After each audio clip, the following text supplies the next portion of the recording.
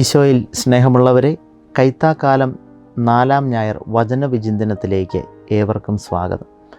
ഇന്നത്തെ സുവിശേഷത്തിൽ വയലിൽ ഒളിച്ചു വെച്ചിരിക്കുന്ന നിധിയുടെയും രത്നത്തിൻ്റെയും കടലിൽ എറിഞ്ഞ വലയുടെയും ഉപമകളിലൂടെ ഈശോ നമ്മോട് സംസാരിക്കുകയാണ്. സ്വർഗരാജ്യമെന്നത് വയലിൽ ഒളിച്ചു വെച്ച നിധിക്ക് തുല്യമാണ് എന്ന് അവിടുന്ന് പറയുകയാണ്. എന്താണ് ഈ നിധി? ഈ നിധി എന്നത് സുവിശേഷം തന്നെയാണ്. അത് ഈശോയാണ്.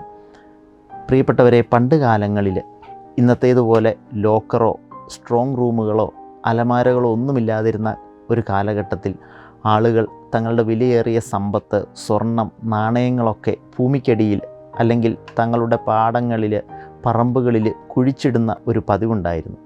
അത് ആളുകൾ മാത്രമല്ല, രാജ്യങ്ങളും നാടുവാഴികളുമെല്ലാം അങ്ങനെ ചെയ്തിരുന്നു. ഒരു രാജ്യം മറ്റൊരു രാജ്യത്തെ ആക്രമിക്കുമ്പോൾ അവരുടെ വിലയേറിയ രത്നങ്ങളും നാണയങ്ങളും നിധിയും സമ്പത്തുമെല്ലാം ശത്രു രാജ്യം കൊള്ളയടിക്കാതിരിക്കാൻ അത് അവരുടെ പുരയിടങ്ങളിലും പറമ്പുകളിലുമെല്ലാം കുഴിച്ചിടുന്ന ഒരു രീതിയുണ്ടായിരുന്നു.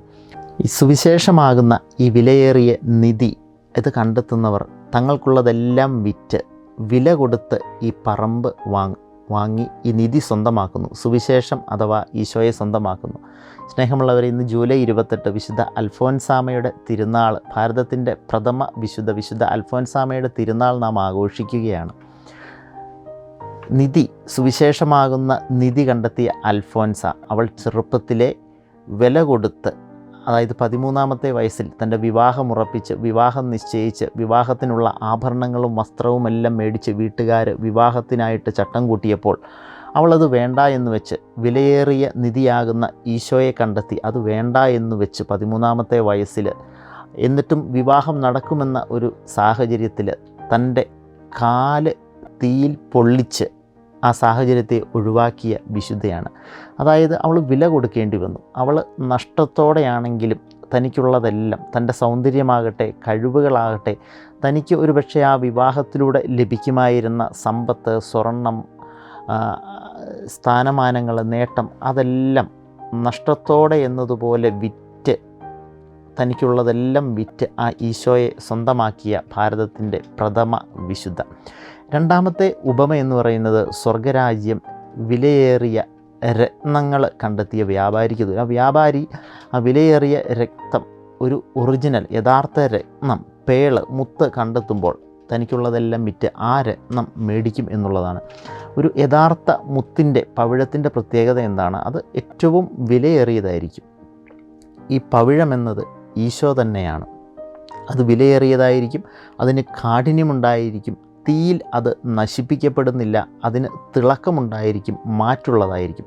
തിളക്കമുള്ള, മാറ്റുള്ള, നിത്യം നിലനിൽക്കുന്ന എൻ്റെ ദൈവത്തെ ഞാൻ കണ്ടെത്തുമ്പോൾ എനിക്ക് മറ്റുള്ളതെല്ലാം വെറും ഉച്ഛിഷ്ടമായിട്ട്, പൗലോസ്ലീഹായുടെ വാക്കുകളിൽ, ഞാൻ ഈശോയെ പ്രതി മറ്റുള്ളതെല്ലാം വെറും ഉച്ഛിഷ്ടം പോലെ കരുതി അത് സ്വന്തമാക്കുകയാണ്. മൂന്നാമത്തെ ഉപമ എന്നത് സ്വർഗരാജ്യം കടലിൽ എറിയപ്പെട്ട വലയ്ക്ക് തുല്യമാണ്. ഈ നെറ്റ് എന്ന് പറയുന്നത് അത് ഗോസ്പൽ നെറ്റാണ്, സുവിശേഷത്തിൻ്റെ വലയാണ്. കടലിലെറിയപ്പെട്ട ഈ വല അത് എല്ലാത്തരം മത്സ്യങ്ങളെയും സ്വീകരിക്കുന്ന ഒരു വലയാണ്. നമുക്കറിയാം, കടലിൽ മത്സ്യബന്ധനം നടത്തുന്നവർ അത് കേവലം ഒരു മത്സ്യത്തെ പിടിക്കുന്നതിനായിട്ടല്ല, അതിൽ എല്ലാത്തരം ധാരാളം, ഒരു പറ്റം, അതായത് സുവിശേഷത്തിൻ്റെ ലക്ഷ്യം തന്നെ എല്ലാ ആത്മാക്കളുടെയും രക്ഷയാണ്. എല്ലാ ആത്മാക്കളും, എല്ലാ മനുഷ്യരും ഈ സുവിശേഷത്തിലേക്ക് വന്ന് രക്ഷിക്കപ്പെടണമെന്നാണ് ഈശോ ആഗ്രഹിക്കുന്നത്. അതുകൊണ്ട് സുവിശേഷത്തിൻ്റെ വലയാണ്, ഗോസ്പൽ നെറ്റിനെ കുറിച്ചാണ് ഇവിടുത്തെ സൂചന എന്ന് പറയുന്നത്. എന്നിട്ട് അവസാനം ഇന്നത്തെ സുവിശേഷത്തിൽ പറയും, നല്ല മത്സ്യങ്ങളും ചീത്ത മത്സ്യങ്ങളും വേർതിരിക്കപ്പെടും, ദുഷ്ടന്മാരും നീതിമാന്മാരും വേർതിരിക്കപ്പെടും. അവസാനം ഒരു തെരഞ്ഞെടുപ്പ്, ഒരു നിത്യവിധി, ഒരു നിത്യ നാശം, അതായത് നരകത്തിൻ്റെ ഒരു സൂചന. നരകമെന്നത് വെറും കെട്ടുകഥയല്ല, തോന്നലുകളല്ല, ഊഹാപോഹങ്ങളല്ല. അതുകൊണ്ട് സ്വർഗവും നരകവുമുണ്ട്, നമ്മുടെ മരണശേഷം ഒരു നിത്യജീവിതമുണ്ട്, അല്ലെങ്കിൽ ഒരു നിത്യനാശമുണ്ട് എന്ന സൂചന വചനം തരികയാണ്. ആവിലായിലെ വിശുദ്ധ അമ്മ ത്രേസ്യായ്ക്ക് പലപ്പോഴും നരകത്തിൻ്റെ ദർശനങ്ങൾ തമ്പുരാൻ കൊടുക്കുമായിരുന്നു. ഏതാനും നിമിഷങ്ങൾ നരകത്തിൽ അകപ്പെട്ട ഒരാത്മാവിൻ്റെ അവസ്ഥ എങ്ങനെയാണ് എന്ന് പഠിപ്പിക്കുന്നതിനായിട്ട് ആവിലായിലെ അമ്മ ത്രേസ്യായ്ക്ക് സ്വർഗത്തിൻ്റെയും നരകത്തിൻ്റെയും ദർശനങ്ങളൊക്കെ ഈശോ കൊടുത്തിരുന്നു. പ്രിയപ്പെട്ട സഹോദരങ്ങളെ, ഇത് സുവിശേഷം എന്നത് അത് കെട്ടുകഥയല്ല, കേവലം ഊഹാപോഹങ്ങളല്ല. വചനം അത് എന്നും ജീവിക്കുന്ന സത്യമാണ്. അതുകൊണ്ട് ഈ സ്വർഗരാജ്യത്തിൻ്റെ പ്രത്യാശയിൽ നമുക്ക് ജീവിക്കാം.